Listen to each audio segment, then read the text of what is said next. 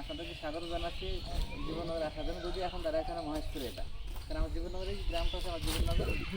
আর এখানে আপনাদের যেখানে আসছি এটা হচ্ছে আপনার এটা কিছু ফার্ম। এটা এশিয়ার দ্বিতীয় বৃহত্তম আমরা বলি, এশিয়ার তো বৃহত্তমই, বাংলাদেশের তো বৃহত্তমই। সেটা হচ্ছে আপনার এখানে প্রায় 3600 একর জমি, 3600 একর। হ্যাঁ, তাহলে 336 কত হয়, তত বিঘা আর কি, যদি বিঘাতে করেন। এটা হচ্ছে আপনার এখানে মোট 5টা ফার্ম। এখানে একটাতে একজনের কন্ট্রোল করা সম্ভব না, কারণ একটা ফার্মের প্রধান হয় ডিডি। এই জন্য ওই সুবিধা থেকে 5টা ভাগে ভাগ করছে। 5টা ফার্মের মধ্যে আমার একটা পড়ছে আমার জীবননগরে, আর 4টে পড়ছে মহেশপুরের মধ্যে, একসাথে আর কি এটা। আর এই পাশে যে গ্রাম দেখছেন, এই গ্রামের পরে কিন্তু ইন্ডিয়ার সীমানায় চলে আসছে আমরা এখানে।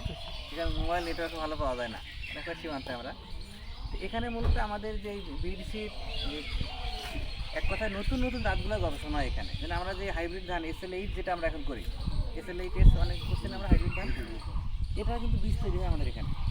এবং আমরা এখানে শুধু SL8 43 পর্যন্ত, মানে 8, 9, 11, 43 পর্যন্ত জাতগুলোকে এখানে গবেষণা করে এখান থেকে যদি যেটা আমাদের মানে সুইটেবল হয় সেটার বীজ তারা এখান থেকে রিলিজ করতেছে। যাত্রা নিয়ে আসতেছে আপনার ভিয়েতনাম থেকে, তাই তো? ভিয়েতনাম থেকে নিয়ে এসে আমাদের এখানে যদি অ্যাডজাস্ট হয় আমাদের আবহাওয়ার সাথে, তাহলে সেটাকে তারা বীজ হিসেবে তৈরি করতেছে। আপনার এখানে আমাদের যেই ভুট্টার, বাংলাদেশের যে ভুট্টার আমাদের নিজস্ব কিছু জাত আছে, সেটার বীজ একমাত্র এখানেই তৈরি হয়। এরকম নতুন নতুন জাতগুলো আমাদের এখানে গবেষণা করা হয়। এটা অনেক সারা দেশে অনেক প্রসিদ্ধ এটা। আর এই যে জায়গাটা আছে, এটা একটা বিনোদন কেন্দ্র আমাদের। এটা একটা দেখালে দেখবেন বটগাছের গোড়া কোথায় গিয়ে খুঁজে পাবেন না, কারণ সেটাও আমরা শোনা আর কি। কারণ আমার বাসা এখান থেকে আছে, শোনা গেলে আমার 2 কিলোমিটার দূরে হবে আমার বাসা, আমার নিজের বাড়ি আর কি এটা। এখন এই জন্য ছোটোবেলা থেকে এটা আমরা দেখে আসতেছি যে এই যে পেছনে যে ঘেরা আছে না, এই যে বসার মতো জায়গা, শুনে আসতেছি যে এর মূলত গাছ ছিল এই জায়গাটা, আসল গাছ ছিল এটাতে, পরে গাছ লাগানো হয়ে গেছে।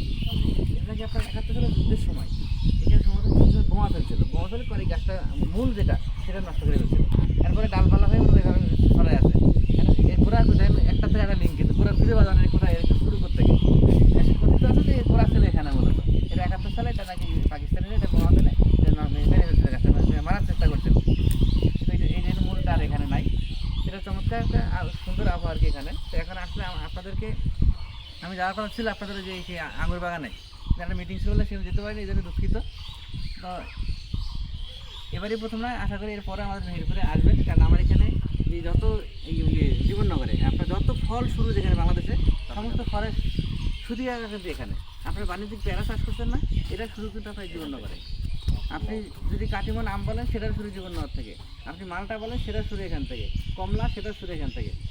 এখন আবার ড্রাগন, সে ড্রাগনের শুরু কিন্তু এখান থেকে। কাশ্মীরি কুল বলেন, বনসন্তুল, যতগুলি বলেন না কেন, মানে এক কথায় ফলের যেটা শুরু সবাই জীবননগর থেকে শুরু। এখন আমার কৃষক দেখে আসছেন, ওরা এখানে প্রায় 1.5 বিঘা জমি চাষ করতেছে। আরেকজন কৃষক আমার জীবননগরে আছে, সে 11.5 বিঘা, তার এখানে 27টা জাত আছে। আর এর মধ্যে তার যেটা সুইটেবল হবে, যেটা অ্যাডজাস্ট হয়, সেটা জীবননগর করাবে। তাদের প্ল্যানটা হচ্ছে এরকম, মানে আমাদের সাথে তারা আরও বড় গবেষক আর কি। আমার এখানে যে কৃষকরা এরকম কিছু কৃষক আছে, তারা এরকম কাজ করতেছে। তো যদি এবার প্রথম দেখে গেলেন, ইনশাল্লাহ হয়তো যদি মৌসুম না আর কি, কোনো ফলেরই মৌসুম এখন না, এই জন্য হয়তো আপনার এই খরিফ একটু শেষের দিকে আসলে তখন ফল পাওয়া যায় বেশি। তো এখন আপনাদেরকে আবারও দাওয়াত দিচ্ছে, আজকে যদি আসছেন দাওয়াত দেবে, এরপরে আবার জীবননগর আসার জন্য, যখন একবার ফলের পুরো মৌসুম থাকবে তখন, ঠিক আছে? আর এইবার এখন যদি আমরা এখানে সময় দেবো এখানে নিয়ে আসার জন্য, যে অনেক ফার্মটা দেখার জন্য, যে এখানটায় মানে আমরা শেষ সীমানায় আসি, এখান থেকে একেবারে সেই মানে আমার জীবনে অনেক শুরু কিন্তু যদি আপনার 36 একর অনেক জায়গা। এটা শুধু আমরা 3টা ফার্মে দেখি, 4টা ফার্ম দেখে আসি, একটা ফার্ম করে ওই দিকে বাম দিকে ওই দিকে শুধু যাই না, ওখানে বাদ দিয়ে 4টা ফার্মের মধ্যে আমরা নিয়ে আসি, 4টা ফার্মের দিকে যাবে। দেখা যাচ্ছে আমাদের কিছু এখন নাই, কিন্তু ধান প্রায় কাটা শেষের দিকে। অল্প ধান দেখবেন যে আপনি কোম্পানি আর ধান কাটতেছে মাঠে, কয়েকটা মেশিন দেখবেন যে ঘুরতেছে এখানে। সেই হচ্ছে অবস্থা। এখানে ছবি টবি তোলেন, আপনার তোলেন বেশিক্ষণ না, 5 মিনিট ঘুরে দেন, ঘুরে দেখে আমরা তারা ঘুরে আমরা আবার ঘুরে যাবো। ঠিক আছে, ধরা ধরতে থাকে না। হ্যাঁ।